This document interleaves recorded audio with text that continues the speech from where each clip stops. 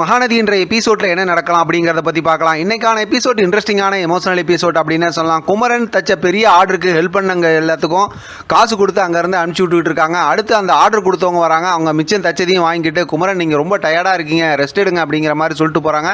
குமரன் அதெல்லாம் பார்த்துக்கலாம் அப்படிங்கிற மாதிரி சொல்லிட்டு இருக்காரு. இப்போ மறுபடியும் கடையில் வேலை பார்த்துட்டு இருக்காரு. அப்போ வந்து விஜய், காவேரி, கங்கா 3 பேரும் ஆட்டோவில் வந்து இறங்குறாங்க. இப்போ பார்த்ததுமே அப்படியே ரொம்ப எமோஷனல் ஆகுறாங்க. இப்போ குமரன் வந்து அங்கே அப்படியே லைட்டு போடாமல் ஃபேன் இல்லாமல் அப்படியே பார்த்தா கொசுகடியில் படுத்து தூங்கிட்டு இருக்காரு. இப்போ காவேரி எழுப்ப போகிறாங்க. அது நேரத்தில் பார்த்தா விஜய் வேணா விடு அப்படின்னு சொல்கிறாங்க. அதுக்கப்புறம் கங்கா போய் பக்கத்தில் உட்காடுறாங்க. கண் கலங்கி அப்படியே அழுதுகிட்டு இருக்கிறாங்க. இப்போ பார்த்தா குமரன் தூங்கிட்டு இருக்கிறாரு. இந்த பக்கத்து விஜய் வந்து காவேரி கிட்ட சரி வா, இனிமேல் அவங்க விஷயத்தை அவங்க பார்த்துக்குவாங்க அப்படிங்கிற மாதிரி சொல்லும்போது காவேரி பயப்படுறாங்க. அக்கா வந்து மறுபடியும் குமரன் மாமாட்ட இது சண்டை போடுவாங்களோ எனக்கு பயமாக இருக்குது அப்படிங்கிற மாதிரி சொல்லும்போது, இல்லை எதாக இருந்தாலும் அவங்க பார்த்துக்குவாங்க, நீ வா அப்படிங்கிற மாதிரி சொல்லிட்டு கூப்பிட்டு கிளம்பிடுறாங்க. இப்போ கங்கா வந்து குமரன் பக்கத்தில் உட்காந்து அப்படியே கண் கலங்கி அழுதுகிட்டு இருக்காங்க. அதுக்கப்புறம் பார்த்தோம் அப்படின்னாக்கா குமரன் வந்து அப்படியே மெதுவாக அந்த கண் தண்ணி பட்டதுமே அப்படியே எந்திரிச்சு உட்கார்றாரு. அவர் வந்து எப்பயும் போல் யதார்த்தமாக எப்போ வந்து என்ன இதுன்னு சொல்லி விசாரிக்கும் போது அதுக்கப்புறம் பார்த்தா ரொம்ப எமோஷனல் ஆகி கங்கா வந்து குமரன்ட்ட பேசுகிறாங்க. 2 பேரும் நிறைய விஷயம் பேசுகிறாங்க. இவ்வளோ பெரிய ஆர்டர் பண்ணீங்க, இந்த மாதிரிலாம் சொன்னீங்க, என்கிட்ட சொல்லியிருக்கலாம் அப்படிங்கிற மாதிரி சொல்லும்போது, சொல்லியிருந்தா நீ என்ன சொல்லியிருந்திருப்ப, இது நமக்கு தேவையா, உங்களால் முடியாது அப்படி இப்படிங்கிற மாதிரி சொல்லி என்னை இது கஷ்டப்படுத்தியிருப்ப, இருந்தாலும் நீ ஆசைப்பட்ட விஷயத்தை செய்யணும்னு சொல்லிட்டு தான் அந்த மாதிரிலாம் நான் செஞ்சேன் அப்படிங்கிற மாதிரி சொல்கிறாங்க.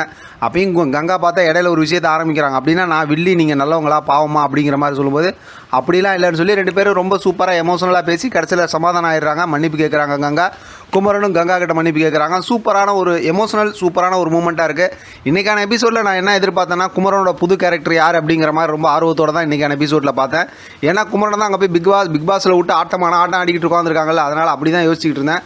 அதோடு பார்த்தோம் அப்படின்னாக்கா இந்த பக்கத்து விஜயும் காவேரியும் வாக்கிங் வந்துகிட்டே இருக்காங்க. நிறைய அவங்களும் எமோஷனலான விஷயம் பேசுகிறாங்க. இன்றைக்கான எபிசோட் ஃபுல்லுமே பார்த்தோம்னா 2 ஜோடியுமே, அதாவது குமரன் கங்கா, இந்த பக்கத்து விஜய் காவேரி 2 பேரும் ரொம்ப எமோஷனலாக பேசிகிட்டு இருக்காங்க. நீங்கள் ஏன் வீட்டை விட்டு வந்தீங்க அப்படின்னு காவேரி கேட்கும்போது அதுக்கு விஜய் சொல்லக்கூடிய விஷயத்தெல்லாம் கேட்டு காவேரி ரொம்பவுமே எமோஷனல் ஆகிடுறாங்க.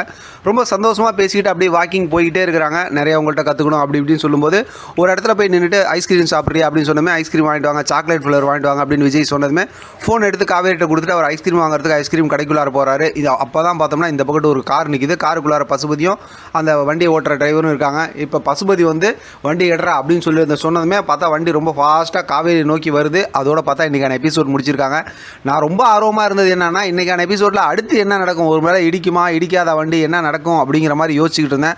பார்த்தா அதெல்லாம் சஸ்பென்ஸாக அப்படியே முடிச்சிட்டாங்க. எனக்கு தெரிஞ்சு நான் யோசிக்கிறது என்னென்னா, ஆக்சிடென்ட் பண்ணுறதுக்கு ரொம்ப வாய்ப்பு கம்மி அப்படிங்கிற மாதிரி தான் யோசிக்கிறேன். ஒருவேளை ஆக்சிடென்ட் எதுவும் பண்ணிட்டாங்க அப்படின்னாக்கா இவங்க ப்ரெக்னெண்ட்டாக இருக்காங்க, அடுத்து நிறையா பார்த்தா எமோஷனல் மூமெண்ட் வந்துடும் அப்படிங்கிற மாதிரி யோசிக்க தோணுது.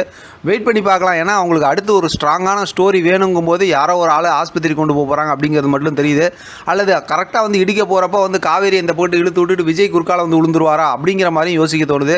வெயிட் பண்ணி பார்க்கலாம் என்ன நடக்குது, அல்லது எப்படி ஏதாவது ஒரு ப்ரோமோ இன்றைக்கி வருதாங்கிறத வச்சு அடுத்து நம்ம என்ன நடக்குங்கிறத தெளிவாக பேசலாம். ஏன்னா நாளைக்கு ஃப்ரைடே எபிசோடுங்கிறதுனால இன்றைக்கி வெள்ளிக்கிழமை, அதாவது இன்றைக்கி வந்து வியாழக்கிழமைங்கிறதுனால ப்ரோமோ வர்றதுக்கு வாய்ப்பு இருக்குது. வெயிட் பண்ணி பார்க்கலாம் என்ன நடக்குதுன்னு. இதை பற்றின உங்களோட கருத்து கமெண்ட் பாக்ஸ் தெரியப்படுத்துங்க. தொடர்ந்து ஆதரவு கொடுங்க. தேங்க்யூ ஃப்ரெண்ட், தேங்க்ஸ் ஃபார் வாட்சிங்.